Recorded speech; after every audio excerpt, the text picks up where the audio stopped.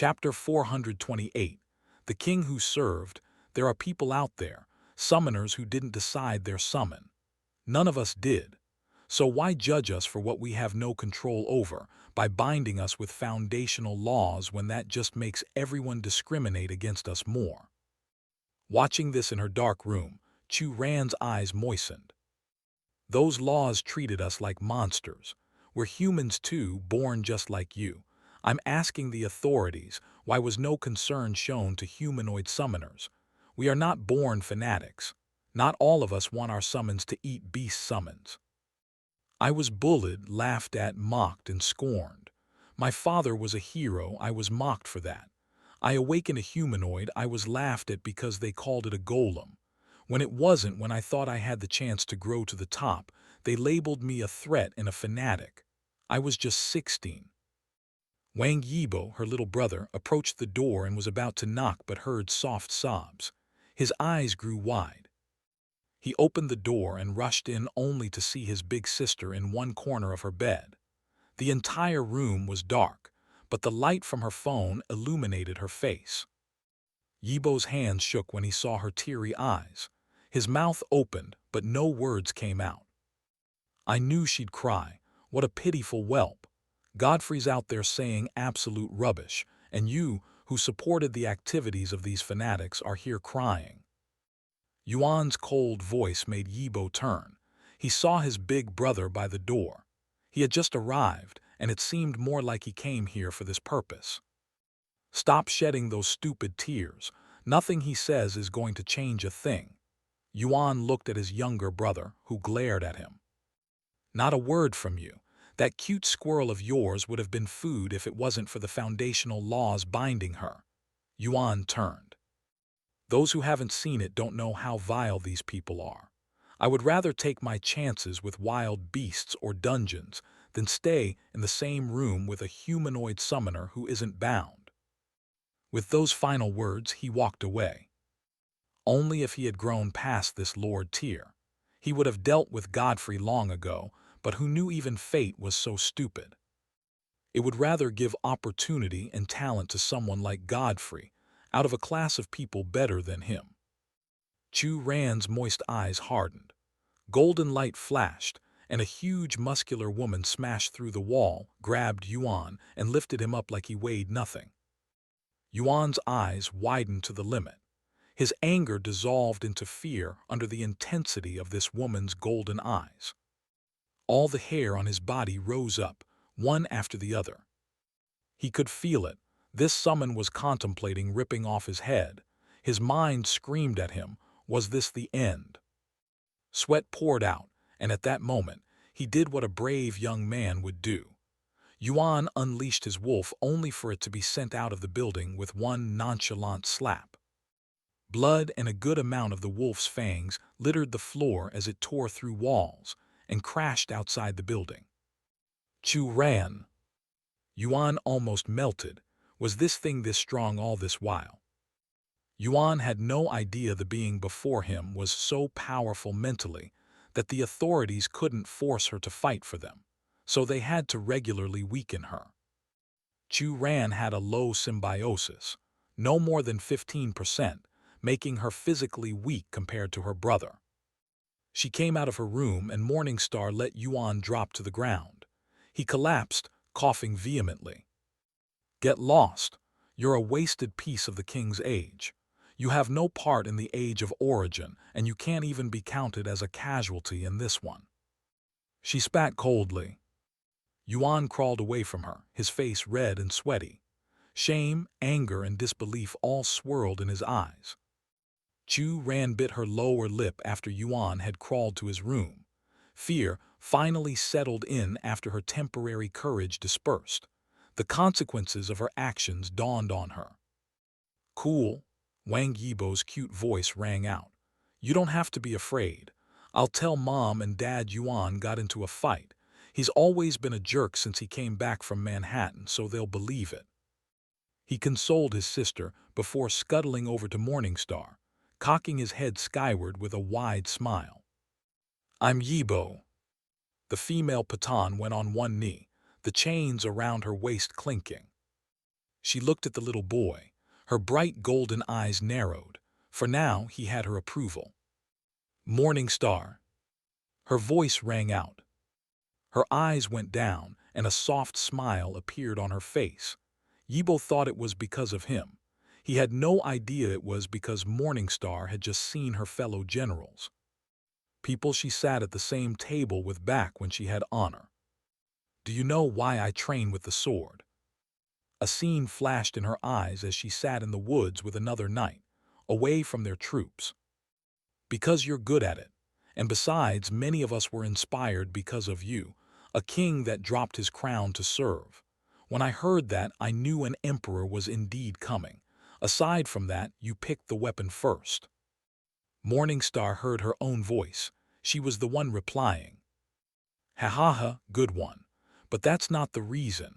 I saw a greater purpose in becoming the sword of an emperor than sitting idly on an exalted seat. The man replying took a deep breath. Trust me, I shall be his sword. His light voice echoed in Morning Star's ears, as she remembered how she was one of the major figures who helped seal him. He wasn't here to see this day. The king who picked his sword over his crown, who chose to serve rather than lead, who inspired the growth of the order, ended up being the one the whole order had to fight against. An ordeal that pricked all their hearts. But Morning Star knew his old self would be glad to see this day. It came despite their doubt. He came. Mrs. Fukushima sat in her office, looking at the faces of Mr. London, Mrs. Beijing, Mr. Moscow, and Mr. Cairo on the screen. You've all seen what that boy said. Mrs. Fukushima supported her chin with her entwined fingers. We have, Mr. Cairo replied. Mr. Moscow exhaled. You called us but not Mr. Manhattan and Mrs. Athens. It seems you've already identified allies and those that are not. Oh, I called Arthur and he's in support of the boy. I should have listened to you earlier, Mr. Moscow. She shut her eyes in regret. All this can still be handled. We have over 30 demigods under the authorities and 50 more attached to us directly or indirectly. That number will keep increasing, and the innate skills of a few can change the tide of a battle. That boy's knights are no threat, Mrs. Beijing responded. Are you on Arthur's side? Mr. Cairo's cold voice rang out. Certainly not. Mrs. Beijing's reply made Mr. Cairo scoff. The boy stopped the former most dangerous dungeon in the history of China, the growing dungeon. You must have some good wishes toward him. Mrs. Beijing smiled softly. I am no fool. His interference might create a world where people scrutinize the government more, which will slow down our progress. The European Union is struggling to regain its footing because we're facing great family strife and some powerful summoners claiming certain areas as their territory, especially now that there are demigods. There is global chaos, and once the people do not have a place to face and exhaust their negative emotions, it will fall on us. Her smile bloomed. I know all this quite well. I know the implications it will have in my country, but no matter how big one man grows, he can't outgrow the government. It's like a fish outgrowing its water tank. She scoffed. The result is death. Before he gets there, he will be big enough to become the most powerful predator. How are you going to deal with that? Mrs. Fukushima tilted her head with a subtle scowl. Have him fight, Mr. London replied. He already told us about his institution, the House of Order. We just have to face him at dungeon gates like we do other powerful people. He's not the only one powerful enough to cause a problem. We all have monsters in our countries or regions, and we also have endless dungeons. Mr. London continued. Stronger ones appear each day. Put him at the forefront to keep us safe until he dies or is worn out like Arthur. Let purpose blind him. Are you saying this because of what he said will happen in your nation? Mr. Cairo asked with narrowed eyes. Yes, I also represent the royal family as a prince, Mr. Cairo. Why risk our forces and powerhouses for a dungeon when I can use an external force that is more than willing to help? If they die, good for me and everyone. If they clear the dungeon, Good for me and everyone. Mr. London responded calmly. So we're accepting the House of Order led by a humanoid summoner. This will cause an uprising, Mrs. Beijing stated. We will tighten our surveillance, increase the duration of the program for humanoid summoners, and ensure by all means that Godfrey Daniels is alone. He'll soon discover that even with all his speeches, there won't be a difference. The moment Mrs. Fukushima replied, Mr. Moscow spoke. What about what he said about Tokyo? I know a bit about plagues. I don't think the boy will make such bold claims to the public if they turn out to be a lie. This means there will be a dungeon in Tokyo that might wipe out the entirety of Japan. Once a plague spreads out that much, I doubt it can be contained. Mrs. Fukushima shook her head. There's no need to be concerned. He told me all I needed to know. I can handle it. That won't be wise. You'll be risking your demigods, people with opportunities in this new age. Paris and Berlin have long caught up. If none of us are careful, we'll be replaced. Mr. London leaned forward. This is just advice. With that, he disconnected. Others did the same until the screen became black. Mrs. Fukushima leaned back. It was time to unleash one of her nation's greatest weapons, a man, a samurai summoner. It was strange that despite their attempts, humanoid summoners usually came out on top. At every turn, they were showing their superiority, but to Mrs. Fukushima, that didn't mean they could lead. A bull might be stronger than a human, but that didn't mean it could lead a household, she murmured under her breath. In the Pendragon mansion, after an intense day, everyone relaxed in the hall, exhausted from the activities of the day. So we've made it known. What next? Isaac asked. We wait, Godfrey and Isolde replied at the same time. The UK just had a week's span before that gate would open up, and Godfrey knew that they would surely call him. And if they did not, he would barge in to clear the dungeon. In the end, the rewards of the dungeon were worth it, even if they were not invited. Isaac handles some surrounding dungeons. Isolde, you're going to deal with your family. After what happened today, there'll surely be backlash. I'm heading to Paradise. His eyes flashed. I need to know what happened to Percival and Lucy and why they're not in Paradise. Are you sure about that? I feel like you need to rest. You'll break down at this rate, Neela retorted. Godfrey turned to Isolde and saw her pursing her lips. She sided with Neela. You've not meditated in a while, and even when you try to rest physically, your mind is still going on and on. You weren't involved physically in the creeping darkness dungeon, but the next one might be different, and if you're not in your peak state, the consequences might be dire. Isolde replied. A week isn't long at all, Neela added. I'll look for them while clearing the dungeons, Isaac proposed. This next dungeon won't be as easy. You said you saw those beasts. Their numbers were easily in the thousands, but it's going to be different once we step into their dungeon. A stampede of that level can crush anything and everything in its path. We're dealing with something that can level a city in one go. Don't take it lightly. Luck isn't on our side this time around. Isolde pressed. Isaac will do it. I'll send Ballista with him. Any idea where they might be? Godfrey asked. Cold drops of water fell from the stormy clouds, raining on a small city. The droplets splashed upon contact with the metal top of a train. Sitting beside the window, Lucy watched the rain drops splatter against it. She watched them go from looking like teardrops into blooming flowers the second they made contact with a surface. Lucy leaned against the glass, staring at the back of the seat in front of her with listless eyes. When did she become this? When did she lose herself?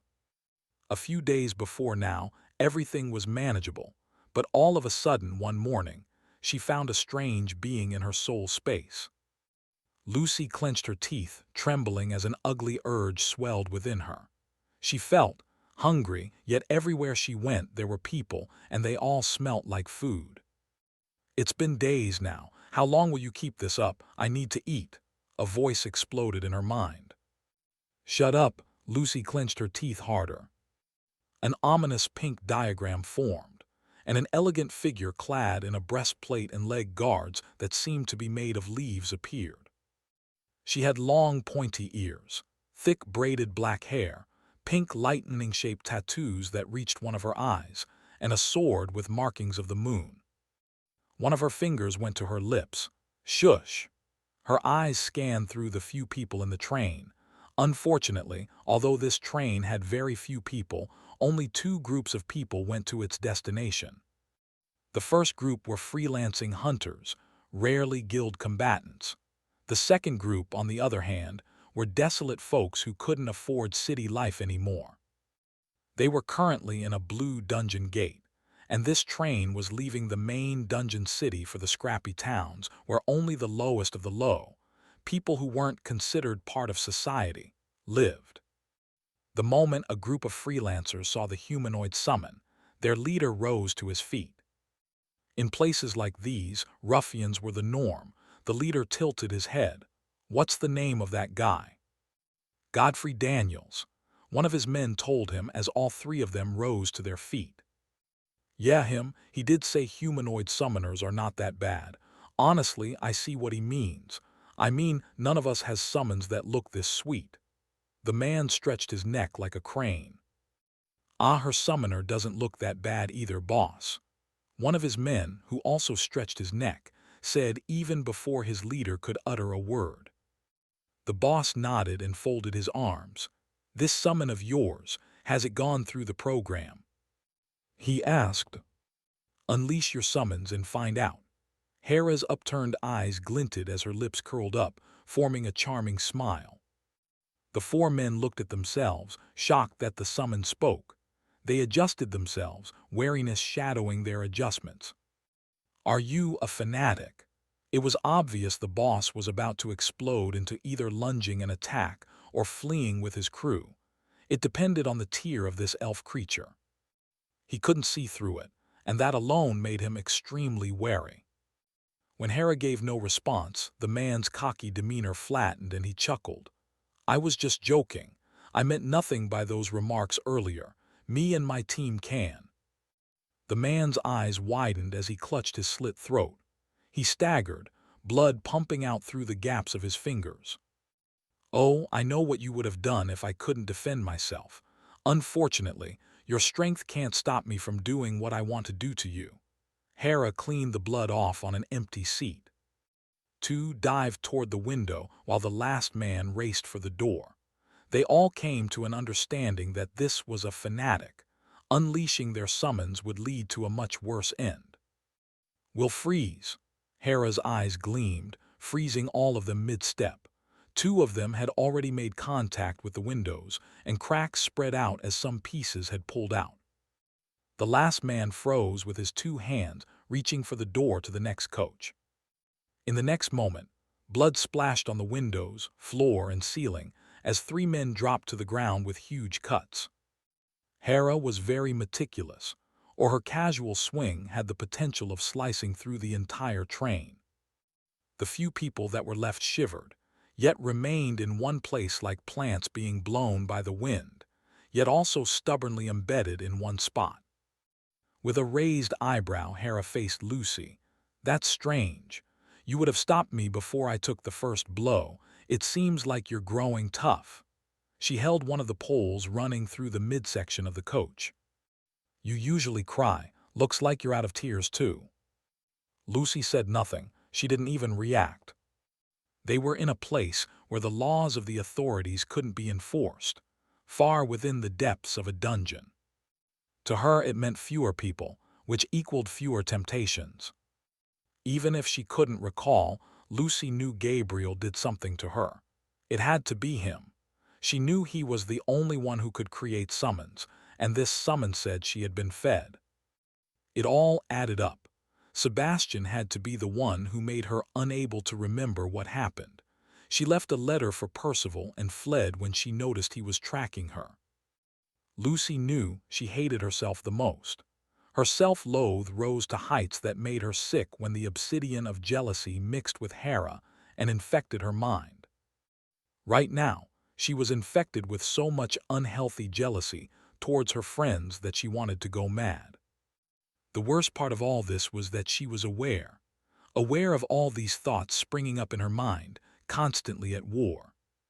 She felt boxed up. The world had never felt so scary.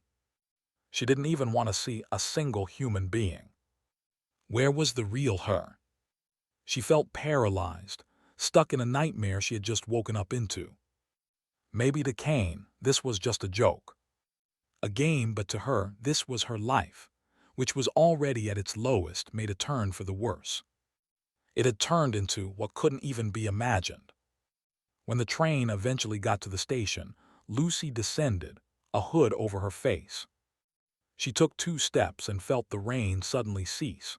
Every single drop halted midair, forming a mesmerizing scene in this abandoned place. "I'll be here when you're ready to speak," Percival's voice rang out. Turning, Lucy saw him a few meters away, as if he had been waiting there all this while. His eyes went to the blood-stained windows. Percival's lips trembled as he watched her walk away. Then he took bold steps, water splashing with each large stride, and grabbed Lucy's wrist. Wait, he wanted to let her go, to watch her, but it's been days now. The pain in his heart grew each time he knew she suffered alone. With his own eyes, he could see her mental health slipping. Maybe it was time to confront her, to face this once and for all. "Let's talk." "No," Lucy's reply was sharp. "Lucy, be reasonable." His voice went a few notches higher. "I am trying. I've been trying." She pulled her wrist off his grip, staring into his eyes. "I've tried, Percival. I've tried to be better, but I just can't." Her breathing became ragged, her eyes grew red and moist. "Do you know how many times I've spoken to myself to feel better, to be happy, but it doesn't work? I'm constantly in a battle with myself. Why was I born like this when you all seem to have it all together?" Her lips quivered. "I can't even control my own mind. My efforts come crashing down.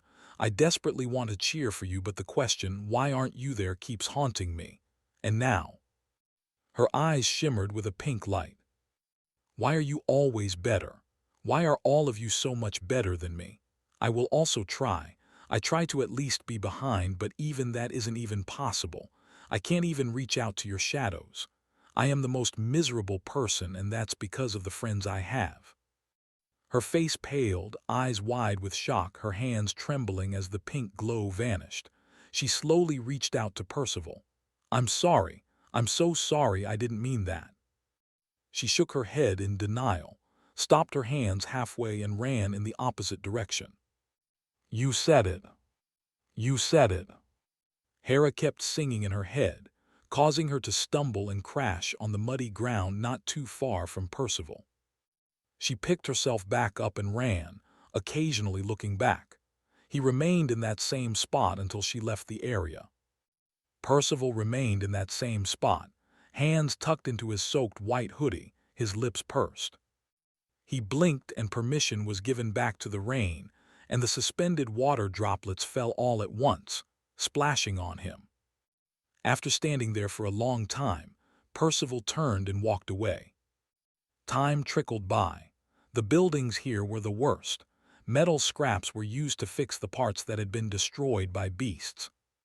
This dungeon was famous for its variety of monsters, majorly the dinosaurs, the black land hippos, and the red god fox, which made it one of the most dangerous and biggest dungeons in the U.S. It was in this same dungeon Paradise was built and banished. As one of the biggest Blue Gate dungeons, a system had already been formed here, one that revolved around hunting monsters for their materials.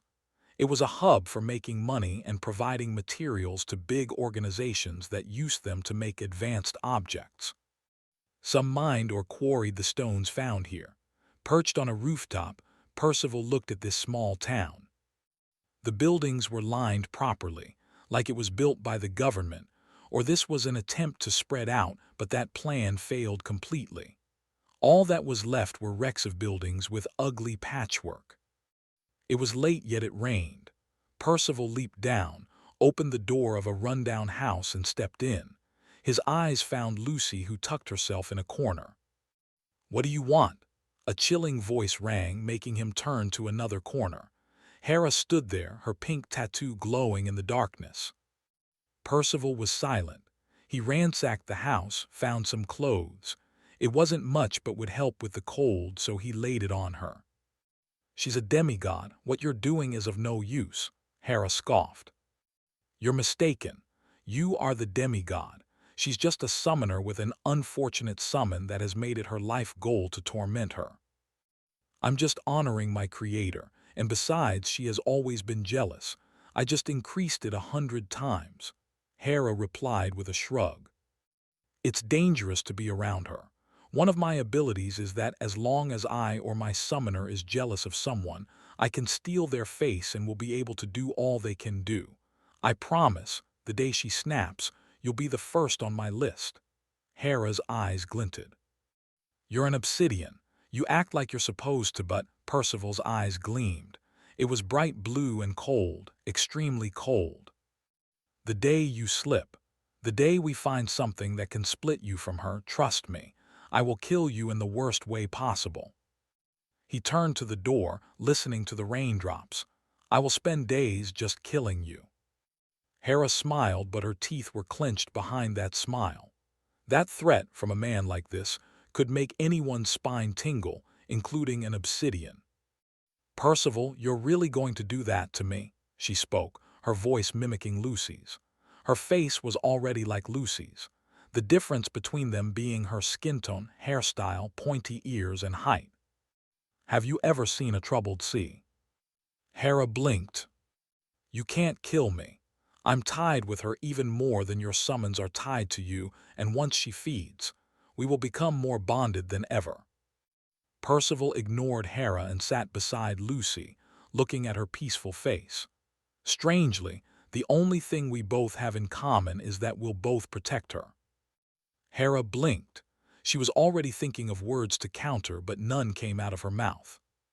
"If she dies, you die. You said that yourself." Percival leaned his head on the wall, staring at Hera with one bright eye. "Cain sent you, didn't he?" "Without Cain, she would have spent her whole life being overlooked," Hera countered. "I see then. Good night." Leviathan coiled around the building while King sat on its head, which was above the roof. Hera could see the Leviathan and King staring at her with one eye. Rays of sunlight pierced through the windows, ushering warmth into the room. Lucy's eyes adjusted to the brightness as she leaned on the wall in the corner where she sat. The light couldn't reach her, but it illuminated the room. "What's this?" Lucy slowly rose to her feet.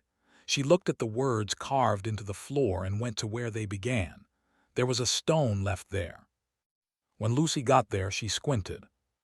There was once a 10-year-old boy.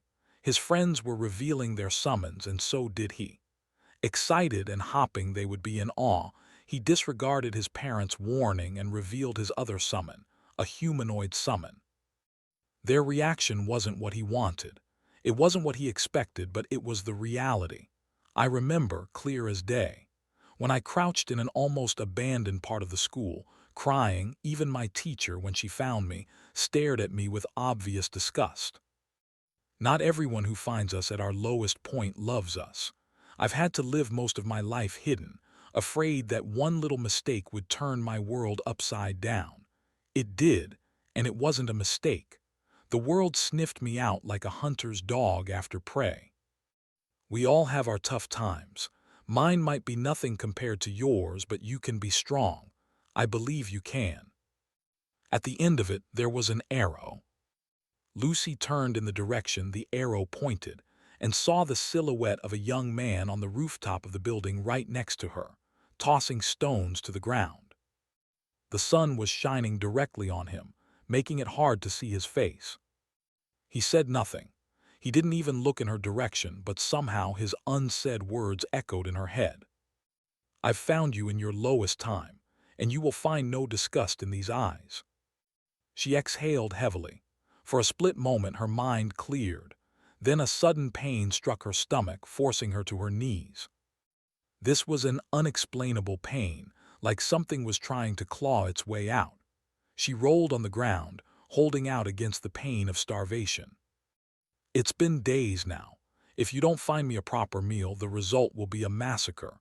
Do you know what happens to a man who hasn't eaten for days? He snaps and eats anything edible. Sometimes they don't even have to be edible. Once you snap, we will wipe out this entire town. I don't mind if their beasts taste good at this point. Hera's voice wounded Lucy's ears. What are you waiting for? Let me eat. You're finally a summoner of a demigod. You're amongst the elite of this world and many other worlds. You don't have to be in the shadow of another. Hera lashed out. She couldn't understand how this weak girl was still holding out. She had cried until her tears dried out, had screamed until her voice cracked and vanished. Yet she still remained broken. What exactly made her mind so strong? While Hera pondered with a ferocious expression unfit for an elegant elven beauty, Lucy appeared in the soul space. Both of them floated in what looked like space. I'd rather we die together. If that's one substantial thing I have achieved, then so be it. At least, a normal human being killed a demigod. Hera went mad when Lucy said that. She lunged at her, swinging her one-edged sword in a downward crescent wave. Lucy's eyes widened, but Hera vanished in the next moment and the attack phased through her. The wall of the building shattered as Hera shot through it, heading straight for Percival. Her elven part had a special ability. It was a high elf with an ability called Wolf Heart. There was a wolf in elven lore called the Fangs of Death. It was rumored to be the spirit that brings death. The high elf Cain Copid had the ability to transform into that wolf, and his creation also had that same ability. Midair, Hera transformed into a huge wolf made of black fur and mist. Two moon-like white eyes locked on Percival. The wolf was easily bigger than the buildings in this town. It held the curved sword with its fangs. Hera crashed into the building Percival sat on, crushing it. Her eyes followed Percival, who was midair, and she swung the sword in her maw. There was a sudden pause, and then buildings were swept off their foundations, blown away by the speed of that slash. A row of houses, gone in one move. It was obvious this town wouldn't last a couple of blows and would be wiped off the map. Percival, who had scattered into water, gathered back together. He stood in the ruins of where those buildings once stood. There were lots of people who were blown away by the force. Most of them were badly wounded. Freelancing hunters that survived unleashed their summons. At the sight of beast summons, the huge wolf growled. Any who faces me are in a battle with death. The hunters looked at themselves. There was an explosion, and Hera was already before a hunter's summon, maw wide open and about to consume this small beast. Stop! Lucy's command forced Hera to stop at the last moment. Hera's eyes went to her summoner, and she found Percival beside her. That blue-haired man irritated her to no end. She wanted nothing more than to rip him apart. Come back here, Hera. Though struggling to resist, Hera was compelled to return and crouch before her summoner. Her growls spread throughout the town, rage forcing the earth itself to rumble. Raw, unbridled hate directed straight at Percival. You stand beside him, the same kind that makes me hunt you. Do you think I would be able to do anything to you if you weren't jealous? I only amplify what's there, Hera roared. You just can't help yourself. Let's take his face. I can give you the power to take the face of anyone you desire. Selene, Godfrey, Isaac, all their faces, all their summons can be ours. Lucy shut her eyes and forcefully retrieved her, even when she knew Hera could force her way out at any moment. This is new. A soft, aged voice rang out, forcing both Lucy and Percival to look at a man whose very presence made the crowd make way. His head had gone bald, but his beard had grown to his stomach.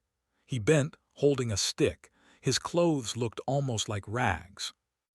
This man didn't even look like one who belonged to this age, but the aura that radiated off him told Percival something he never expected. He was before the presence of one of the strongest titled god summoners on Earth, a hidden demigod who might be from the Age of Kings.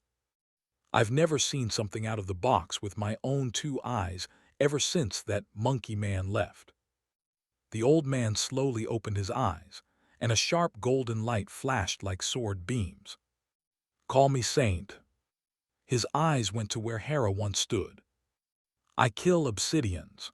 You know, many people came to this place to seek refuge.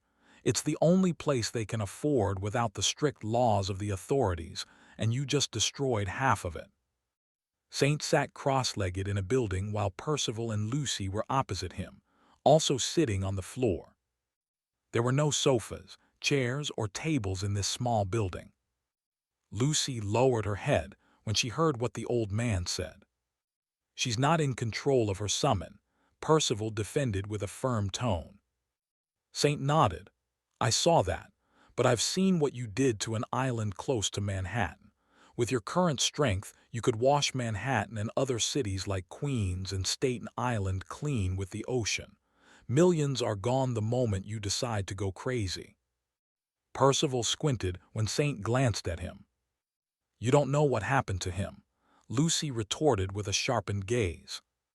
True, Saint turned to her. Doesn't change the fact that during that fight on that island, thousands of families that had nothing to do with it died. I remember someone around his age who blew his hometown into smithereens, killing his parents and siblings before it occurred to him that maybe, just maybe, he should have considered those families who were casualties when he fought. Saint maintained his focus on Percival. I feel like I stare at the embodiment of water itself. That's a lot of potential for a human being if you're still one. As beautiful as the sea is when it rages, it has no friends. One day, you'll drown her beneath that raging tide, and you'll search your endless vastness but won't be able to find her. Maybe you will in the end, but what you'll see is. He's not you, Lucy snapped, then faced Percival. Why aren't you saying anything? Percival glanced at her and smiled softly. Because I see what he's doing. His smile was sad but soothing. Look at you now. Lucy blinked. Saint chuckled. Quite a young man. I was indeed trying to see her depth, to determine if the obsidian had completely taken over, but it seemed she can still care and fight for another. But the boy refused to say I was also warning him. You said you can kill the obsidian without killing her. How? Percival jumped to the old man's statement that brought them here in the first place. It's not that hard. To kill the obsidian is to kill the source of its strength. Jealousy and such emotions can't be tossed aside when you want. It takes enlightenment, but in this case, something external. Like what? Percival asked. There was light at the end of the tunnel. He could only reach out for it with all of his strength. In the afterlife world, there are two beings born of the emotions of the dead, obsidians and exalted. The obsidians are born from what I call negative emotions and exist in the realm of the damned. In the realm of the exalted, the saints are born. Those saints can cure her. The old man paused, and two diagrams flared up at his left and right sides. Two huge creatures whose heads almost scraped the rafters emerged, and both of them crouched. On his right was a majestic white lion with dull orange eyes and a handsome mane. On the left was a leopard with golden strands flowing out of its body, like longer extensions of some of its fur. Just the soft gaze of the leopard made Percival and Lucy feel refreshed. This is brave. Saint caressed the lion. His bravery knows no bounds, and he can withstand almost any blow. His brave blast has helped me win several battles, and I also lost my close ones using that same skill. He caressed the leopard, and it purred softly. This is burning confidence. A saint, one of the guardians of the realm of the exalted, born out of the unmatched confidence of many. She clears doubt, fosters self-worth, self-love, and contentment. Jealousy dies where she thrives. Once imprinted, you can go for hours or even a day or two without that obsidian manipulating your mind. Percival and Lucy looked at themselves. So we only have to keep coming back here every 2 days. That's not bad, I can do it. Lucy said after Percival spoke. Saint shook his head. This is the last time you'll see me here. I have some kind of feud with an 8th-generation ancient god. Saint's eyes flashed. Demons. In fact, one of them will be here soon. You see, there's a countdown. When the time comes, I face a new foe, stronger than the last. I've already been poisoned, which is why I've grown this old. Saint chuckled. The reason I wasn't furious at the destruction you caused is because this place will cease to exist by the end of today. He lifted up his hand, and Percival, who was about to speak, paused. You can't help me. Try, and you'll infuriate a demoness. You know they call them ancient gods because for countless years no other world has managed to survive the ruination. I have no hope for Earth either. However, I saw something in you that I haven't seen before. I'm willing to transfer the Saint of Burning Confidence to you. Treat Mia well. She's been more than a friend. Wait, Lucy replied frantically. Don't try to be empathetic. You'll be cut down by your friends or live to see yourself become the worst thing imaginable if you don't have Mia by your side. With her, that obsidian will become a powerful summon completely under your control, and she won't be able to manipulate you any longer. I also don't want Mia to follow me to the next warfront. Death isn't the end. I shall continue this battle in the afterlife. Saint said calmly. Some demons are persistent. They won't stop. They keep growing until you cut them down and cut them permanently. I can't do that while suppressed to the level of a demigod. In the afterlife I shall be free, but today is the day I end my journey on earth. Are your faces like that? Saint lifted one of his gray eyebrows. Both of you are still young. When I was your age, I blazed through the early years of the Age of Kings. He sighed. There was no such thing as the Age of Kings back then. We all thought it was the pinnacle, but one man refused to believe it. He believed we were chained, that we were spoon-fed. It sounded mad back then, but look at me now, staring at two young ones who are demigods, over 20 points higher than the once glorious King Tyr. Saint chuckled weakly, his voice filled with melancholy. Did you see how quickly the prestige around that Tyr fell? At this point, Saint was talking to himself. It was obvious he didn't even care if these two young people listened or not. I once stood at that tier enjoying its glory. We were addressed as kings and queens, but all of a sudden it was nothing. The barrier broke, my summons began to whisper to me and show me things. I saw how vast this world was and how small and inconsequential we were. Saint looked at the rafters, his eyes touched with nostalgia. The King Tyr, we gave it that prestige. All it was what we gave it. In the end, it was just another tier, but we were ignorant of the history of mana and so considered it the peak. Now that I think about it, our pride looks foolish. He sighed slowly. When Origin came, the same thing happened. Then I saw that we humans cannot live without dreaming of the next big thing, the next achievement, the next. It's always what's next. That's why the world keeps feeding us more at every end point. His gaze finally returned to them. Funny how our power system is no different from our mundane life. It's like a promotion at work. It's always so glamorous. It's always the goal until we get there, and like smoke, all that bliss is gone. Then, we're once again chasing after a higher position because the one you're in now can't satisfy your current needs. Saint's solemn voice echoed. That's what happens to us. No matter your strength, there's always something more, so it makes you climb without end. It's like the old society people complained about, but worse. And just like back then, even when you realize what's going on, you can't stop. There is no peace at the end, just a door to more problems at that level. What we lack is contentment, Percival replied. Saint blinked. You're one strange boy. How do you find so much peace in yourself? I have found peace, but I don't expect the same from one as young as you. Boys your age flaunt around with women. I wasn't as good-looking as you, and I got a ton of them. I don't know, Percival smiled softly. That's just how I am. I prefer a low life, a peaceful, normal one, but somehow I don't always get it. I agree. I'm already a recluse, yet a Gen 8 ancient demon goddess is after my life. Both of you will make an interesting pair." Lucy and Percival eyed each other with the corners of their eyes. "Once I give Mia to her, she'll be quite powerful, but I'm sure you won't fall behind. Right now, you're not even human but the physical form of all water bodies from another world. That's an odd thing. This world is still full of unique sights even after a century." Saint laughed weakly. "Mia, take care of your new master. She needs your help more than me. I just need one thing from you, an imprint of burning confidence. I need one more for my final battle on Earth." The leopard purred and licked his head, causing Saint to laugh. After lingering around him for a while, it slowly approached Lucy. Lucy just stared at the huge leopard, unable to speak.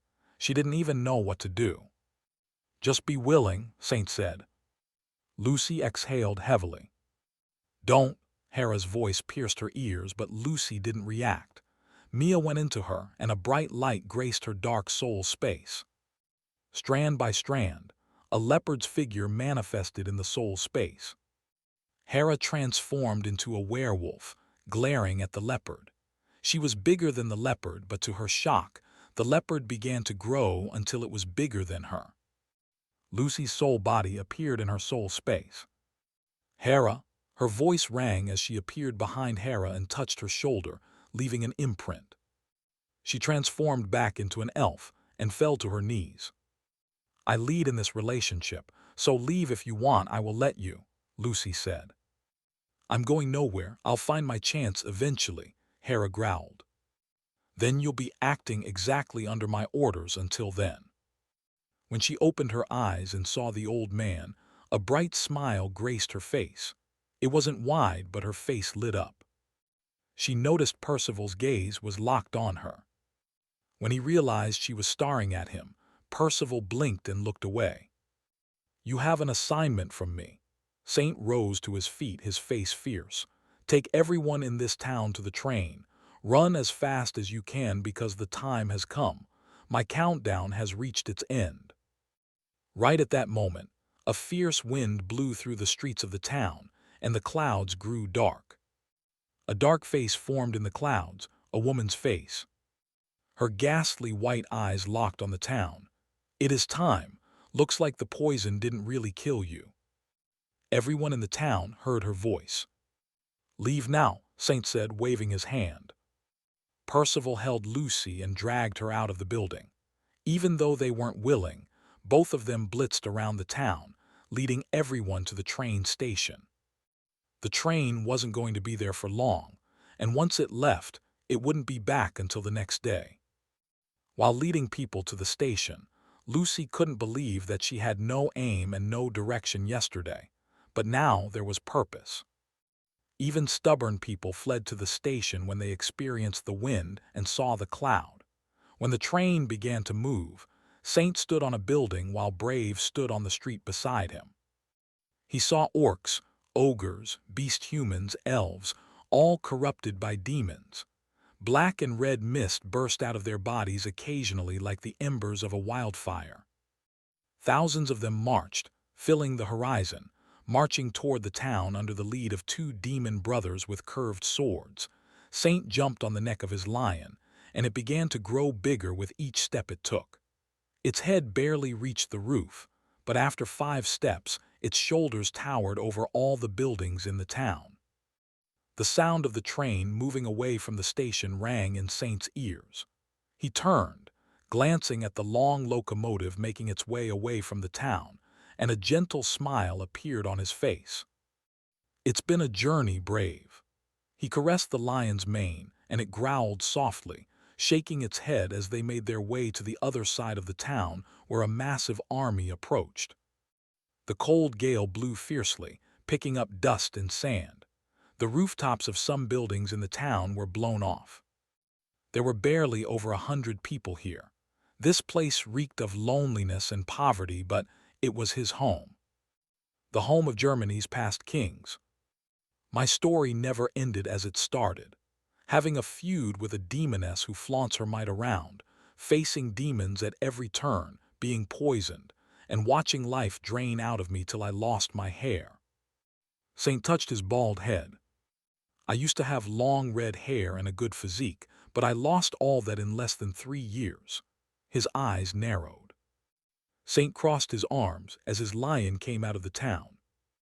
He looked at the sky, then at the army led by the demon brothers. Saint knew this was his burial ground, yet a fierce smile graced his lips. He had the ability to survive this fight, but what was the use? What was the meaning of being chased and treated like some kind of toy? Saint had grown tired of it. The poison might kill him before the next countdown, so why not go out with a big bang like his usual style? Oh, how exhilarating this is! Saint's once weak voice blasted out through the expanse. You hunt me, but you can't kill me. Doesn't it enrage you that I choose the time I want to die? Doesn't it hurt that ugly heart of yours that I, who have taken the name Saint, will die a brave death, that I will stare down at you in the afterlife when you become a harrowing omen? His voice boomed, his beard and rags fluttered fiercely. The clouds in the shape of a woman's head frowned. The afterlife won't save you, you fool. Ha ha ha, Saint laughed loudly. Come then.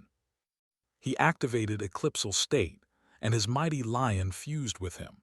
It looked like it altered his DNA, transforming the bald, aged man into a hulking 12-foot lion man. His bald head was replaced with a thick white mane, fluttering fiercely in the wind. His pupils became large and round with a dull yellow glow.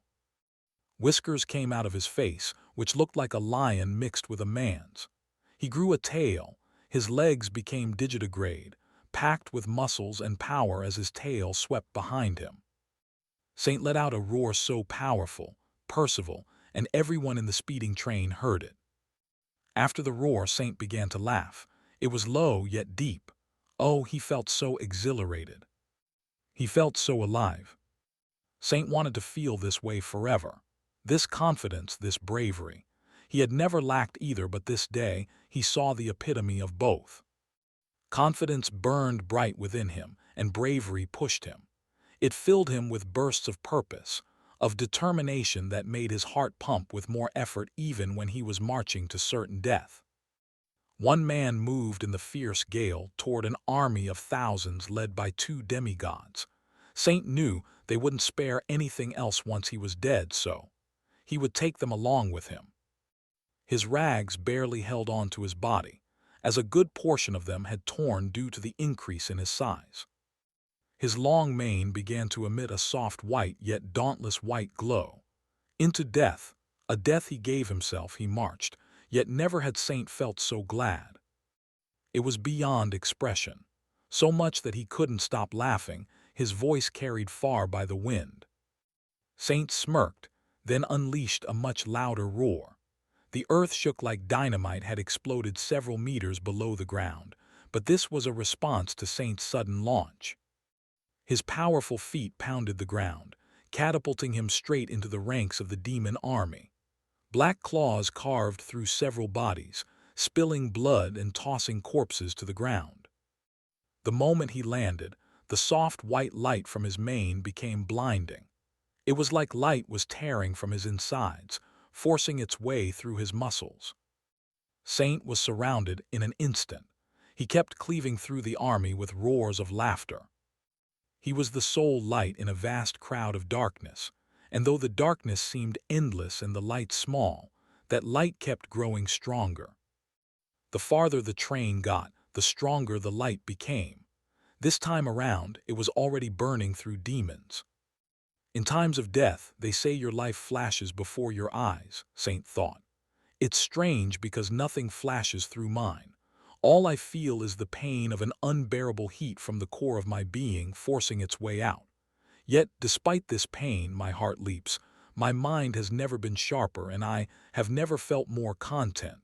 The time has come. Brave blast. Boom. Percival saw a mighty mushroom cloud made of fire wipe out the clouds in the distance. At first, it seemed like that explosion was far away, but the next moment it spread out. The town was erased by flames in an instant, yet it kept spreading, chasing after the train with greater speed. He could see everything it touched pulverized, the power of a demigod sacrificing himself for one skill. Percival quickly made his way to the top of the train. If he didn't try to do something, they would all die. But he saw Lucy. She was quite tall, with the spots of a leopard, long hair, leopard ears, elegant digitigrade legs, and a long tail. Long golden strands drifted off her. It looked so celestial, like she was of this world and not at the same time. Her upturned feline eyes were locked on the explosion. The mushroom cloud was still there, in that far distance, as its destructive might spread far with the brave roar of a demigod. "Mia!" Lucy muttered under her breath. Her eyes shone bright. Mia had the abilities of a black hole, all broken down and mastered by Saint. All that knowledge was in Mia, and once linked with Mia in her eclipsal state, Lucy could access this powerful storage. She activated time distortion, slowing down the heat wave and the fire heading for them. This temporal mire was draining her without mercy, and it was barely 15 seconds. Lucy deactivated the skill and activated space distortion. Since black holes bend space-time itself, she could create a warped distance. Even when the heat and fire reached them, the distortion made it seem the fire was still far away. Percival nodded, then summoned Levi. Everyone had to leave the train and hop on Levi despite their fear, while Percival drew water from everywhere possible while calling forth water from the sea world. He formed a river midair. Everyone was under time. Some slipped on the Leviathan's back, few were so afraid they couldn't stop trembling, but it was either that or they would die. When the last person was on Levi's back, Percival turned to the girl on top the train. "Lucy!" Hearing his yell, Lucy leaped onto Levi's back, and the mighty sea behemoth moved with greater speed than the train, ascending into the sky within this floating river. The train was consumed while they fled. Lucy turned to see Percival smiling, but his skin was extremely pale. It had to cost an arm and a leg to literally summon a river and make it move midair. Why? Veins crept up his neck as he forced himself. "You did really well back there." Lucy didn't know what to say or feel. She was both glad and sad at the same time. "You know what?" Percival turned back to the fatting mushroom cloud in the distance, while the expanse was still being ravaged by fire. "I feel like Saint should have met Godfrey. He called us an interesting pair because he hasn't seen Godfrey and Isolde." Lucy pursed her lips. Percival, who sat on Levi, lifted his head to look at her. She stood and he sat, so while he looked up, she looked down to meet his gaze. Percival cleared his throat. "So, this isn't the right time, but are we a pair?" A woman clad in a silver hooded garment, with a veil made of chain hanging from her nose down, walked toward a huge door manned by two summoners. The summons of these summoners were huge giants that had little flesh. They were almost bones. Even their ribcage were almost jutting out of their flesh. Standing at impressive heights of nearly 32 meters tall, these two giants, with terrifying faces and long hair that fell to their shoulder blades, stared at this woman. She walked with an elegant gait. Even though she wore a loose garment, the sway of her body could distract a man. Behind her were two women in black garments, each holding a tray with two cloches. When they got to the door, the giants pushed it inward, revealing a massive hall. "Do not toy with this honor." Nerissa's sweet yet commanding voice rang from behind her silver hood. "This is the hall of worship, where the elite of our society appear to worship the Father of the New World. It's a privilege. You serve his meal now that he has returned." Both women nodded softly. Their heads were facing the floor, same for Nerissa, as they stepped into the hall. The moment they crossed the hallway into the hall, the atmosphere changed. Nerissa's heart pounded and her face paled. Her hands trembled as she slowly lifted her face. What she saw on the elevated platform at the end of the hall was a huge being. not more than 15 feet tall. It sat on air. One leg was folded horizontally while the other hung down, like this being sat on an invisible chair. A blue cloth with golden stripes went around its waist and flowed down, almost touching the floor. All 8 arms were folded. Its torso was exposed, but that body didn't look like it was made of flesh, more like black steel, though its head looked normal. One of its heads, to be specific. This creature had 3 visible heads. The one facing them was a handsome black-haired human head. The other 2 were a horned goat's head and an eagle's head.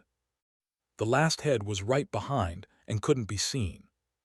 "Drop the food," Nerissa whispered and fell on her knees. The girls quickly followed suit, foreheads pressed against the ground. There was a giant box of water right behind this summon. The water retained its box form even without a glass wall. "Lift your heads." A sonorous voice rang and they all lifted their heads. A man with long, wet black hair had stepped out of the water. His body was chiseled to perfection, and this wasn't an exaggeration. His chin was sharp, his eyes deep and alluring. Cain was too attractive to be real. Like a man made without imperfections, like a being that stepped out of paper. Fiction made real. He tied a towel around his waist and beckoned for Nerissa with one hand. She quickly rushed to the platform, walking past the silent summon.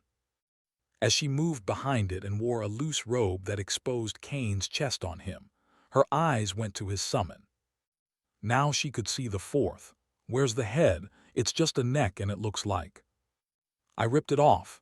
Cain's statement made Nerissa flinch. He turned and held her chin. "I know what you want, but this politics doesn't satisfy me. I created you. All this beauty was to prove a point, that I could do better than what the world has. But I can't be attracted to what I made." He left her chin, then looked at the 2 girls who shivered in his presence. His eyes narrowed. "Leave." They swiftly retreated. Nerissa got to the door and suddenly paused. She turned, facing Cain, who stood on the platform beside his summon, her eyes slightly red. "Why? You made me, so what? You've proved your point. I am better than any woman out there.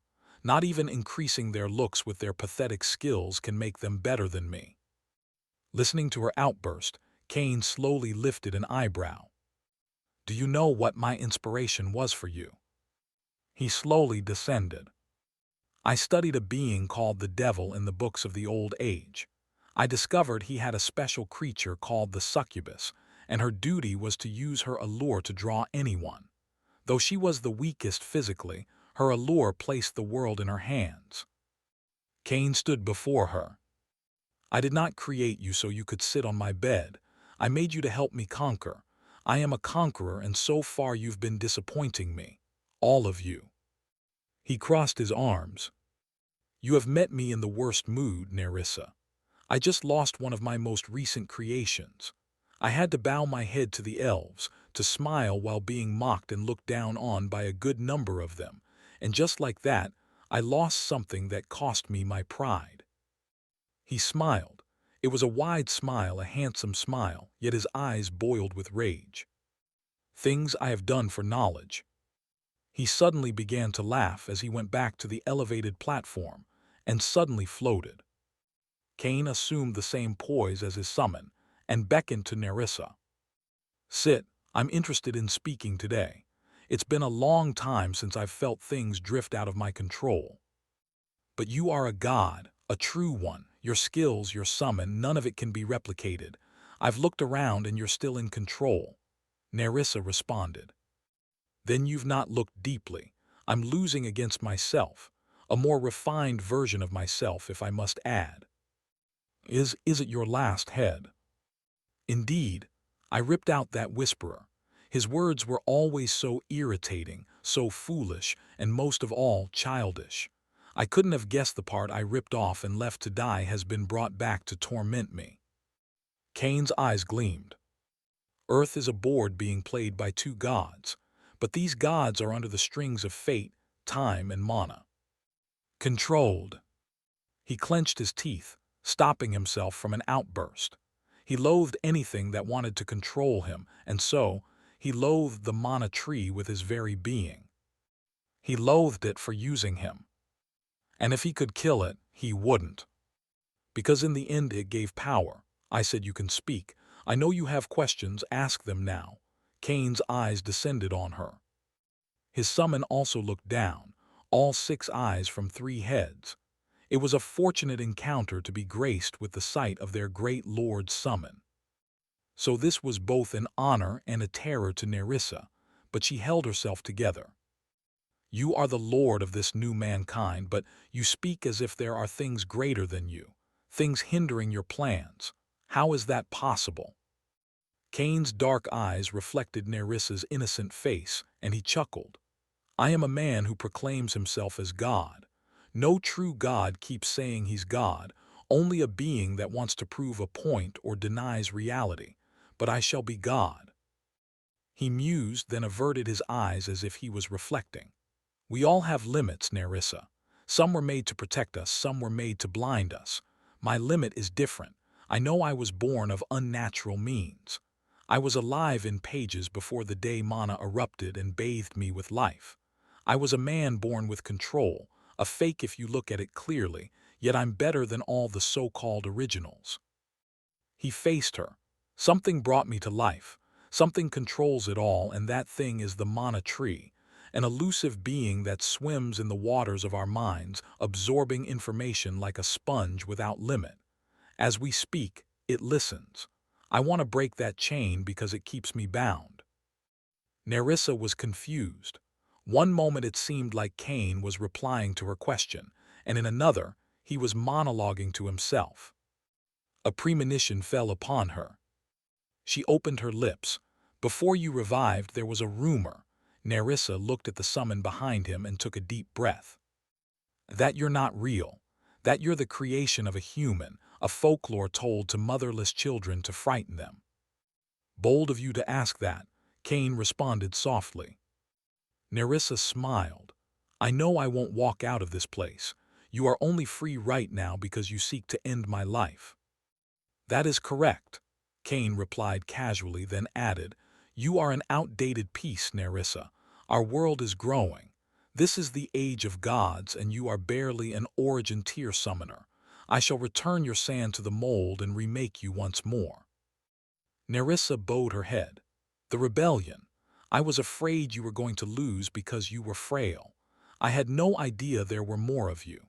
I was glad when you slaughtered those who conspired against your throne, and I do hope when I am remade, I shall be able to stand as your wife." "Your devotion is remarkable, Nerissa. It doesn't trouble me that they sought my life. I trained them to be that way, and when they saw their God in a fragile state, they sought his power. But you are different. You and the rest of my new creations shall join me to take over this world."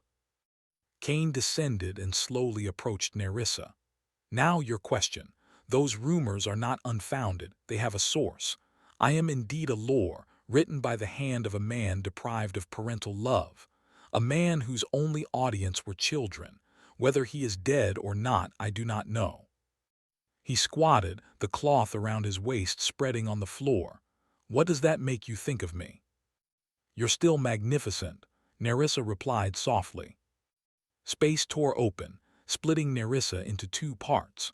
Her blood formed a crimson pool that slowly spread out as her eyes remained open, both sides of her face locked in their final expression. Cain watched as the blood kept spreading. "I do not need your pity." He rose to his feet, eyes dull. "You need mine." Finally you came. Godfrey, who appeared in his soul space, saw an alchemist in his throne room. Godfrey, who was about to sit on his throne, replied, "I was forced to rest for some days, and I think I needed it. We have news for you. One of your generals, the one who was bound to the man called Saul, is back in the order." The alchemist's news made Godfrey's eyes widen. "Apollyon, if that's what you wish to call her," the alchemist replied. "I'm not going to call her that." Godfrey shook his head, a warm smile on his lips. This was exciting news after days of rest. Great news to hear before heading to the United Kingdom. You might as well do so. It will make her remember her actions. She was an angel of death to our world. Her actions were a desecration of what we stood for. Vengeance without order leads to chaos, the alchemist replied. Godfrey stared at the alchemist for a while. She deserves a chance. She still has purpose. That I agree with. We have sought to meet you for this reason, to educate the king on his subjects and world. I see. Godfrey went to their meeting room. All the alchemists assembled with the royal apostles. What would you like to know first? What did Apollyon do? Godfrey asked, fingers locked. To know why she's judged as that, you will have to know her history along with the butcher of Neiman Mountain, the one who is called Abaddon. Both names mean the same thing. The chief alchemist began. Apollyon was the youngest to ever become a knight. She was just 14 when she joined the recruitment. We only accepted her because she had visions, and that gave people hope. We let her train, and she proved to be quite talented with the sword and shield. She proved she could stand beyond being just a captain of an infantry unit after 100 years. The chief alchemist took a breath. Before I continue, I shall tell you what brought her to us. Apollyon was 12 when her parents died to dungeon monsters. She remembers, clear as day, when a man too afraid to die ran to their home seeking refuge. But the monsters came. Her parents died while the man escaped. He was an innocent man too afraid to die that he indirectly killed a little girl's parents, planting a seed inside her. A seed that looked good at first glance. The desire to never be weak, but we should have known. Seeds grow, and what they grow into is much bigger than the seed itself. Godfrey frowned. The chief alchemist sounded like a defeated man as he spoke, sometimes without emotion, sometimes with so much of it. Our nobles were the best of the best, picked out of millions of elite knights, and out of these select few, Apollyon stood out as a champion. You see, she didn't blame the man for her parents' death because he was a genuinely terrified man seeking refuge. There were two problems there that day: fear and weakness. Her parents were weak. Had they been strong, they would have defended themselves, and the man would have been too. The second was fear. If he had been brave, he would have faced his death while fighting back. The alchemist lowered his hand, slowly resting it on the table. And then she heard rumors of a coming king who shall rule as an emperor, a being of absolute justice, strength, and not an atom of weakness, so she fell into delusions of her own mind. We saw her quest to abolish weakness and fear as honorable. We saw it as something that could be refined, so we made her a champion. Back when our civilization thrived and the 5 kingdoms still existed, she was the champion of this order, representing us before the kings and dealing with external matters. The others dealt with dungeons and armies, she dealt with men. With her shield and sword, she fought against their shrewdness, their uncanny political wars against each other, and brutal cases that occurred to the lowest men. From champion, she became judge, from judge to a goddess who was almost worshipped. But within that woman who had lived over 100 years was a child who wanted to erase the reality of men. We cower, we are weak sometimes, we are vulnerable. That lesson Apollyon did not learn. The chief alchemist was quiet for a moment, as if deciding on his next words or adjusting to the weight of what was about to leave his lips.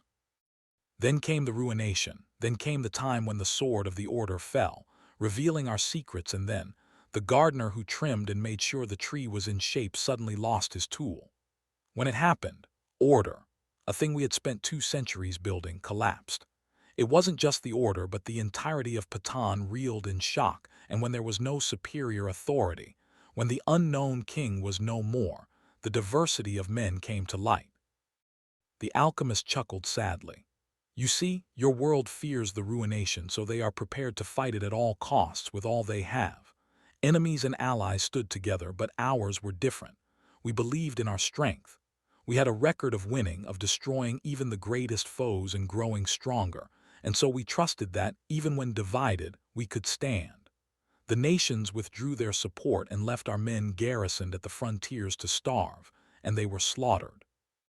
You see, it all came back once more. That scene from more than 2 centuries back.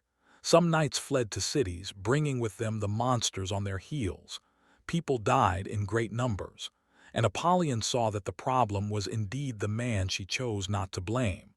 He was both fearful and weak, same for the nations, and so she took her men and stormed 2 kingdoms. The chief alchemist paused, nodding ever so gently. The pain of seeing it all crumble, their dream of saving their world. Apollyon decided to create a world where weakness and fear could no longer live, so she killed 2 kings and fought for their thrones. Hundreds of thousands died in that war, more lost faith in the order. Apollyon's rule was cruel, and we knew each day she waited on the throne of dead kings, waiting for the apostles. And that is the irony. I could see deep inside her. I saw her waiting for judgment. She knew the reward for her actions would be death, and fighting the apostles was of no use, but we did nothing. In doing so, she continued her ways with Abaddon by her side. Godfrey could feel the alchemist's eyes behind the shadow of that hood, staring straight at him. "We carry pain, your majesty. This pain that I feel is too much for you to bear. Unfortunately, rest is not an option, neither for you nor us." Godfrey exhaled heavily. "Why didn't you act? If you had acted, you would have ended it." "Indeed, but to understand why we did not act, it will take a lot more depth. You will need to understand us. We are like men, but we are not men. We bear heavy burdens, even while sitting. You will come to understand that later, but I think this is all we can say concerning the matter." Godfrey leaned forward. "I want to know, tell me." All the alchemists looked at each other and nodded.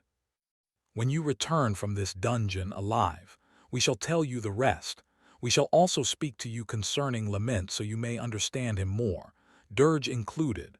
The chief alchemist spoke. "For now, you only need to return alive. No ruination dungeon is as it seems." Godfrey was silent for a good moment, then rose to his feet. "We are not going to run, your majesty," the chief alchemist had to say due to Godfrey's intense stare. "Then I'll be on my way." Godfrey shut his eyes, and when he opened them, his eyes adjusted to the large bedroom. He was on his bed, facing the ceiling. For a moment, Godfrey was stuck reliving the words of the chief alchemist. One action after another, an order greater than anything Earth had or could ever produce, fell. Those things looked natural, but they gave birth to more situations that continued the downward movement toward eventual ruin.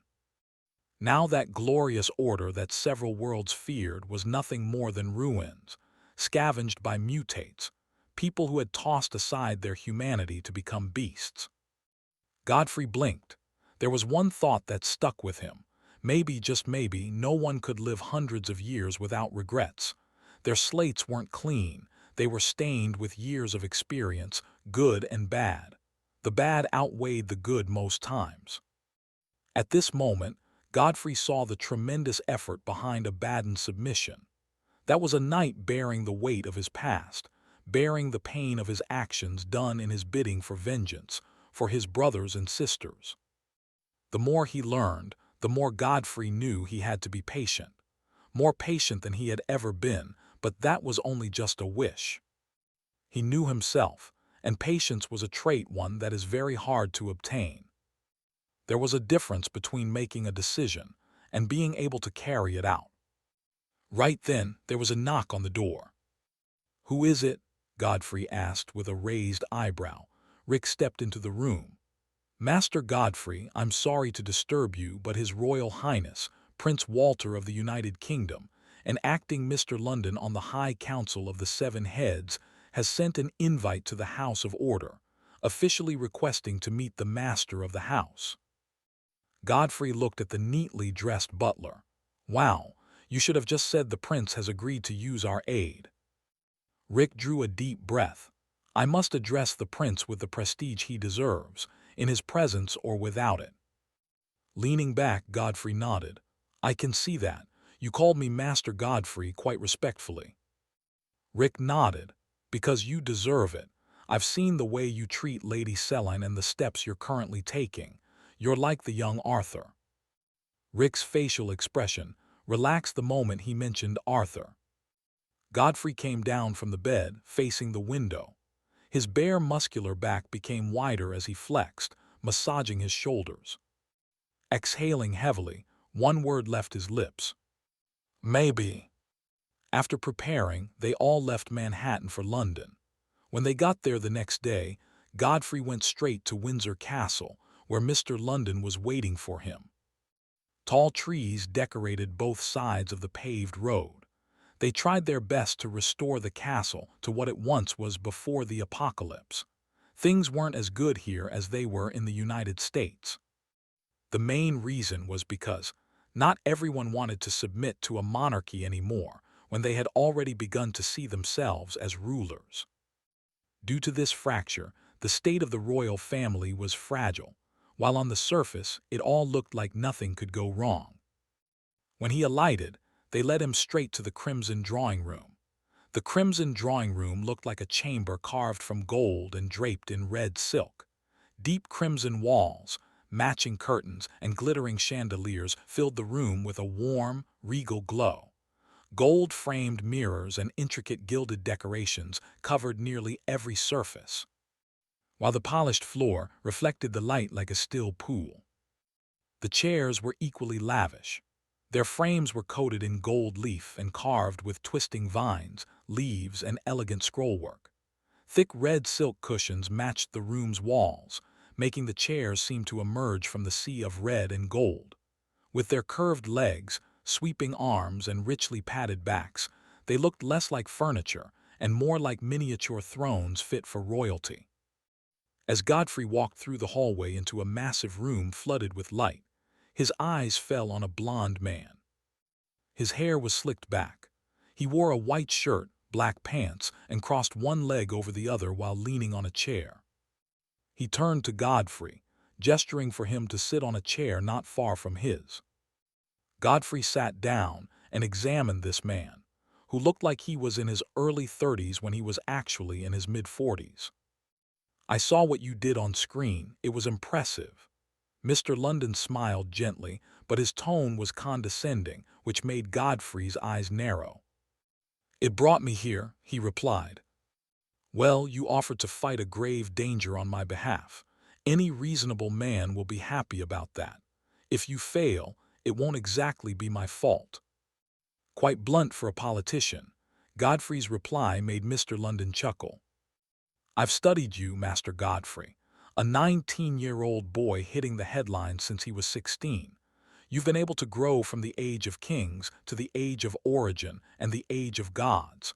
A really impressive resume considering most of us have already faded out." Mr. London yawned softly. "Forgive me, I've not had lunch yet. Care to join me?" Godfrey controlled his heartbeat. His heart was pounding, shamefully so. Not because this man was physically more powerful than him, but because he had greater influence. He might not even be a demigod. His position granted him power over almost half of the world's demigods. Right now, he is controlling this conversation. Isolde might be able to stand against him, but I can't. I will only embarrass myself trying to win in a battle of words and unnecessary poise to illustrate control. Mr. London rose to his feet. "I'm sure you'll be satisfied, so why don't we?" "There's no need." Godfrey's reply made him pause. Maintaining eye contact with the prince, Godfrey continued. "We'll be doing your nation a favor no matter the amount you pay us. If you don't grant us the right to clear it right as it opens, I will watch cities fall, watch you take the blame, then interfere." Mr. London's eyes narrowed. "You're good at bluffing." "You're right. I am bluffing, but you'll still pay me in the end because if we lose, you gain. You get to pin all the blame on us when people die." Mr. London went back to his seat. "You might not be all brawn after all." He crossed one leg over the other. "I'll give your house 500 million to clear the dungeon." Godfrey crossed his own leg. 1 billion. We're one of the most powerful forces in the world right now. "Ha ha ha," Mr. London laughed softly. You're not wrong, but I've seen many top forces, many guilds fall in dungeons. Yours isn't any different. We all die, and even your army of golden knights, if I'm correct, aren't invincible, especially when it comes to the unpredictability of dungeons. He tilted his head toward the window. Do you know we've recorded over 50,000 deaths in the United Kingdom alone since the ruination began? I see what you're trying to do. Godfrey's eyes hardened. 1 billion, he uttered again. It shall be 600. That is a substantial amount. Then we shall settle at 800 million. Godfrey rose to his feet.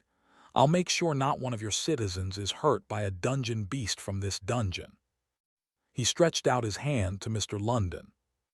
Mr. London forced a smile. 750. He shook Godfrey's hand. About that lunch, Mr. London stretched out his hand, a gesture of invitation. I'd rather plan. We have just one more day. As you said, we all die, but I don't want any member of my house to die. Because of that, I have to leave now. Godfrey said, meanwhile in his mind, I can't stand you. The next day, Godfrey stood before Daring Woods with Isolde, Isaac, and Neela. Donning his immortal armor, a sword strapped to his waist, he stared at the canopy trees. The Daring Woods looked haunted without the sun. Are we too early? Isaac asked. No, we're right on. Godfrey watched space distort right within the forest, and red mist began to gather. It kept swirling as it grew bigger. Time! Godfrey shot a glance at Isaac, then went straight to the gate with large strides. The green gate core from the creeping darkness dungeon was returned by a man they didn't know. He was too preoccupied with Isolde to remember in time. Luckily, after he woke up, Isolde brought the core, along with 2 more from the dragons she killed. Together with the green gate core, it was 3, which he had given to the alchemists. All that remained were 7 more. If he was lucky, earning 3 more cores from this dungeon might be plausible. Step by step, he was closer to unsealing the reunited Black Order Knights. His ironclad boots crushed the leaves beneath his feet, leaving faint prints on the soil. But the moment Godfrey went through the gate, he found himself in a desert. Isaac blocked his eyes from the hot sun. Sand covered most of the desert. Large rocks and jagged stone formations rose from the dunes, the only interruption in the otherwise barren landscape. Isolde crouched, dug her hand covered in a golden gauntlet into the sand and brought it out. Sand poured through the gaps of her fingers. She looked at the gate behind them. So we're going to redirect them from the gate and kill them. That's the plan. How good it will be depends on when we see those stag-like monsters. We had an estimate of 30 or 40,000. We've prepared to handle a stampede of 50,000 monsters, which would be at least origin tier. The only variable here might be the number of mini-bosses and the ability of the main boss. Godfrey responded, I hate this place. Neela said under her breath and transformed into a huge spider while Godfrey summoned an echo of Lament's horse. Isolde sat before him, holding the reins of the huge horse. It's strange, isn't it? Red gates mean an army or a really great threat is about to invade our world, but here there is no army, just endless sand and stone formations. Her voice flowed into his ears. I'm also puzzled. You said you saw them storm out of the gate, right? Isolde asked softly. I did. You also knew the day it would open.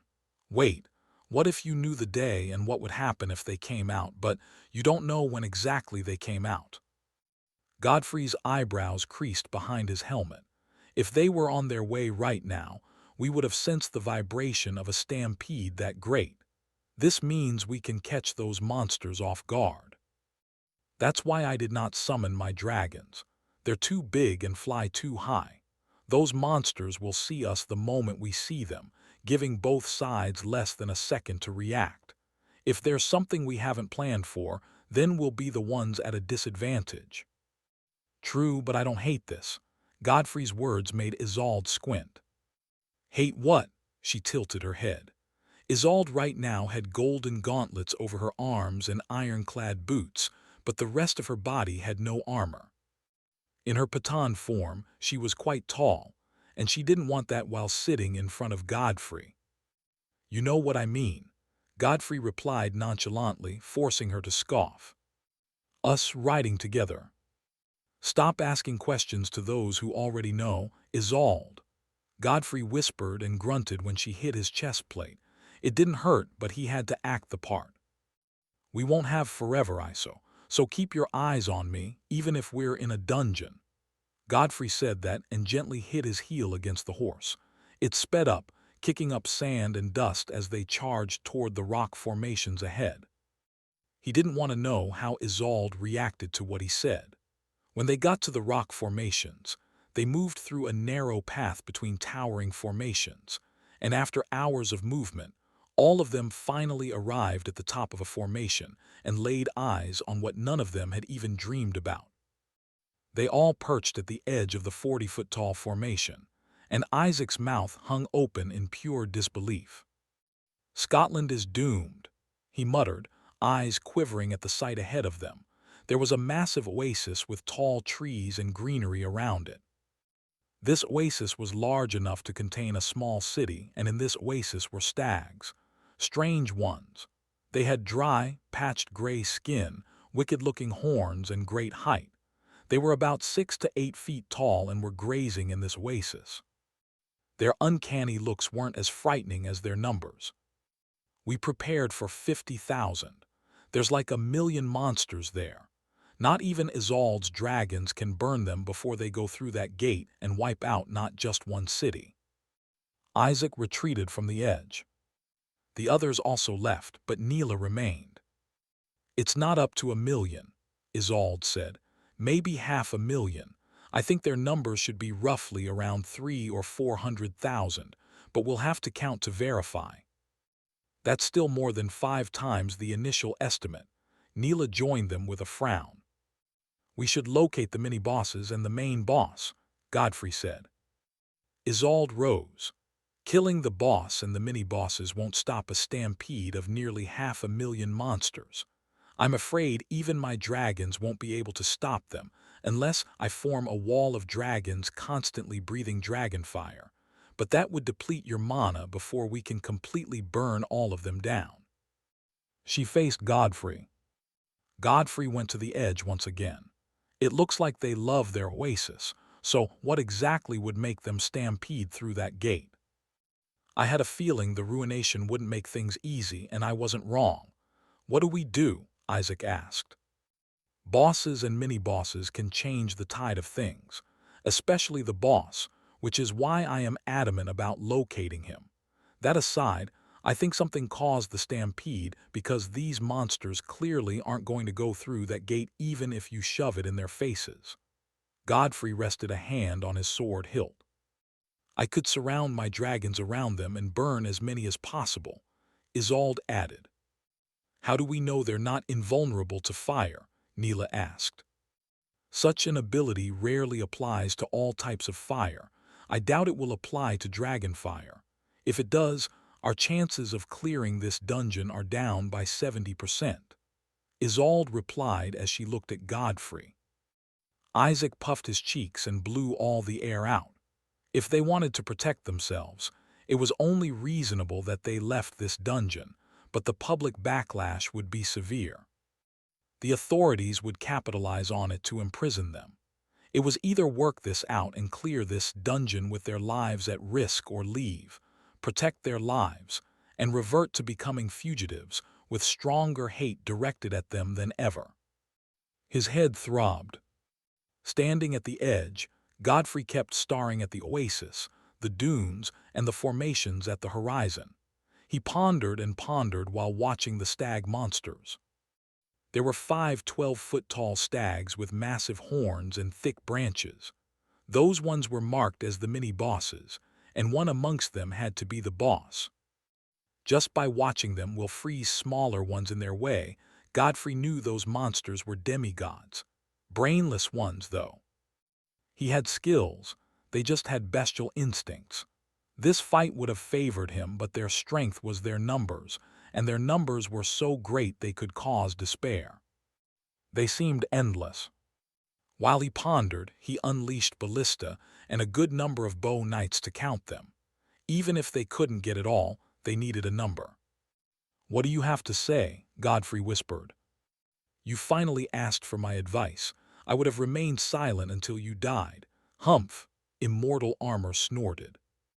Godfrey shut his eyes for a good moment, then opened them. "Stop dramatizing. What do you know?" "Calm down. You can't beat it out of me. Now, ruinations are always different. I've seen quite a few. From what I've observed here, your greatest problem is the terrain. If you're not careful, it will kill you."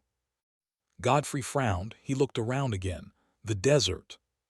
"Yes, what chased the stags to the gate in your vision is the desert. I think it's alive." Godfrey's eyes flew wide. "What?" At that moment, there was a loud sound around the northern end of the desert, like the sky fell into the sand.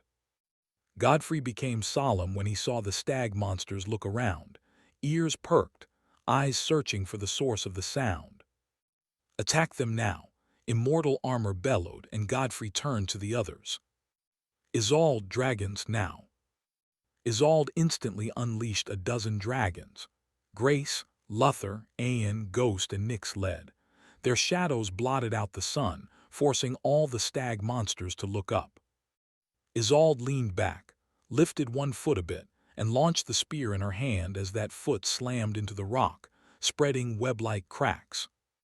The spear exploded through the air, piercing right through an 8-foot-tall stag, tearing off its head brutally. Right at that moment, the dragons unleashed fire, frost, and lightning into the massive herd. Hundreds were burnt into ash in an instant, but that was all it took for the stags to scatter. All of a sudden, sand burst up from the western and eastern ends, rising high like a tsunami. This redirected all the stag monsters straight for the stone formation maze, after which was the gate. Godfrey pulled out his sword, and the stone formation he stood on began to sink. "The desert is alive, but its fangs outside this dungeon are this herd. We can't let them through." While saying that, he began to run in the same direction the herd was going. It would be stupid to jump into a stampede. Even if he wouldn't die, he wouldn't be able to stop them all. The others followed him. They kept jumping from one rock formation to another as others sank, but when they landed on the next, they and the others in front all sank at the same time, with greater speed than the others. One moment they were in the air, the next they were on the ground with a great stampede right behind them. A dozen dragons were behind this stampede, and they had already burned a few thousand. Isolde took to the skis, mounting Aeon, while Godfrey used Echo to summon tendril wings. As he shot forward, several dunes rose up without warning. Godfrey crashed into them, tearing collapsing holes through 3 of them before crashing onto the ground. "Frey," Isolde turned to where Godfrey fell. Right then, large stones burst from the sand, tearing through the unfortunate monsters beneath them, but the targets were the dragons. Luther was the prime target. If he was left unchecked, the stag monsters would all be ash. Massive stones erupted from the sand below like they were shot from cannons. Those stones dealt heavy blows to Luther, forcing the black dragon to veer off course. It fell headfirst, crashing into the sand, killing over 100 stag monsters in the process. As if that wasn't enough, stones hurtled from the ever-enclosing tsunami of sand. Massive stones, much bigger than a man. Isolde pulled Aeon's reins hard, avoiding a stone, but another hit the dragon's tail, forcing it to roar as its scales were ripped off. Isaac activated Eclipsal State. The stones that came at him, he webbed and flung at the stag monsters right at his heels. 3 massive ones came, and Isaac slammed his feet into the sand, spun his waist, and unleashed thin silky ropes with surprising strength. They latched onto the rocks and he spun himself. The rocks, which struck the sand, began to move around, crushing stag monsters, and those that fell hit others behind them. We can do this. We can do this. He kept yelling in his mind to block fear away, because the question almost nagged at his soul. How do you fight against a desert? Isolde's dragons were receiving the full brunt of the attack. Stones were being hurled at them non-stop. Some had fallen, yet kept blowing flames as they took to the skis once more. Isolde gritted her teeth, controlling her spear to shatter the stones, but she couldn't get all of them. Don't tell me that blow took Godfrey out. This isn't looking good at all, Isaac thought, but had already set his mind on helping Isolde. Her dragons were victims of the stampede when they fell, and needed the help of others to keep the stags away for the others to fly. While Isaac prepared himself, 3 dragons came up to Isolde's side, acting as support for Aen, who had endured several blows. Their flames swallowed the earth below, engulfing stags that still ran while burning. It was chaotic everywhere. Suddenly, a familiar sound rang out, the sound of stones being hurled. It sounded like bombs due to the sheer speed of the flying rocks. This time around, most of them were aimed at Isolde since her spear had been reducing the effect of the other stones. One of the dragons roared and blew flames at the rocks. It burned through the rock, shattering it with great pressure, but the other dragon failed. It faced, then intercepted 3 rocks stacked behind each other. 2 shattered, but the last one, empowered by dragonfire, crushed the dragon's head, slammed into Isolde, crushing her shoulder blade, and hit the other dragon at the back of its head. With the blood of one of her children splattered all over her face, Isolde fell from Aen. As she fell, 2 dragons also fell by her side. Aen cried out with the remaining dragon and dove down. Aen grabbed Isolde with his claws and flapped his wings hard as he watched the other 2 crash, and the dead dragons were swallowed by the vast stampede. Roaring and crying at the same time, Aen breathed fire, burning even more of the stag monsters in a fit of rage. Isolde, stained with blood, stared at where her dragons fell. She could barely utter a word or even move as one part of her upper body was paralyzed. Her bones were now fragments piercing her already mangled flesh. The pain pierced deep into her soul, so much that tears gathered in her eyes, but she couldn't cry. Her face remained frozen, as if the slightest movement would intensify the pain 1,000-fold. Isolde could only grunt. Dragons cried, the howling of wind caused by their mighty wings, the horrifying stampede of nearly 500,000 stags, and the sound of sand rising up from the north, west, and south wounded her ears. Seeing this, Isaac shot webs far into the sky, pouring greater amounts of mana than usual. He drew back stones heading for Aen and the other dragons. From afar, it would seem like he was webbing the skis themselves. Strings of glistening silk threads from one man spread into the sky like a network. All he needed was a pull to deviate them from their path. As he did that, one of the mini-bosses charged out of the stampede, closing in on him with red eyes. It saw him as the cause of the loss of their home. Isaac was about to turn, but his feet suddenly sank into the sand. The sand became so loose that everything up to his knees was buried. And right at that moment, the demigod stag lowered its head and rammed Isaac, piercing through his abdomen and pulling him off the ground. His face paled as blood poured out. With all his might, Isaac broke its horn, leaving the other part poking through his body as he attached webs to the stag, forcefully controlling it to run with him on its back. His facial muscles trembled. Spittle mixed with blood gathered in his mouth. His head trembled as he felt life slipping from him. Neela wanted to leave him, but she knew doing that would kill him instantly. Together, they could hold on for longer. If Godfrey has also fallen, we didn't just fail, we were wiped out. Isaac gasped for air as if it could subdue the pain of his guts being cut by the sharp branches of the horn stuck inside him. The herd was rapidly catching up to him, and Isolde's dragons now had no support against the onslaught of huge stones. But there was a twinkle, and then it flashed again and again. Isaac's eyes adjusted, and he saw it was a golden knight glowing brightly. This knight was in the golden light state, and a floating tome followed him. His short hair danced as he stretched forth his hands, embers dancing off the tome. Dax grabbed Isaac and blinked away. Third page, demolition. The earth ruptured beneath the herd, an explosion of pure mana that tore through the fabric of space itself. Fourth page, extinguish.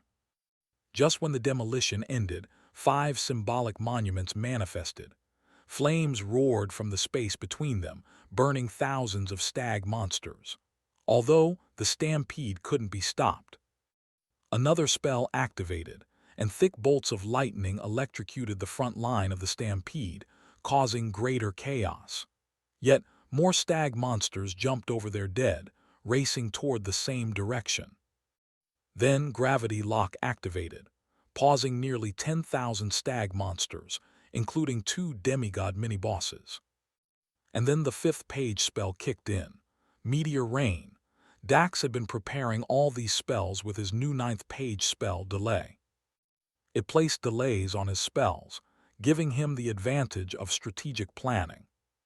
The meteors crashed, wiping out over 100,000 stag monsters. Each spell was pushed to great heights with a great amount of mana. The heat wave and sand spread far, but as they died down, a great wall made of golden shields and knights glowing in gold and white appeared at the horizon. They stood on a massive plain of thick ice, and a massive golden dragon took off, heading for the stampede. Godfrey stood before this great army with a great bow. Behind this wall were tens of thousands of great bow archers, summoned by him and Ballista. "Dirge," he said, and she unleashed over 30,000 shadow wraiths before the wall. The aim was to slow down the stags as much as possible for the archers to deal enough damage. Godfrey held his bow tight. His mana had dropped to the lowest possible level. He was down to the last core, and he was the last of his house still standing. One man against a desert. Thanks for watching. Please subscribe and like the video and comment down if anything wrong in the story. And if have any suggestion to a new novel or want next part of any series, comment down. Our target is to get 1K subscriber. There will be SUPRISC for all of you. Stay tuned.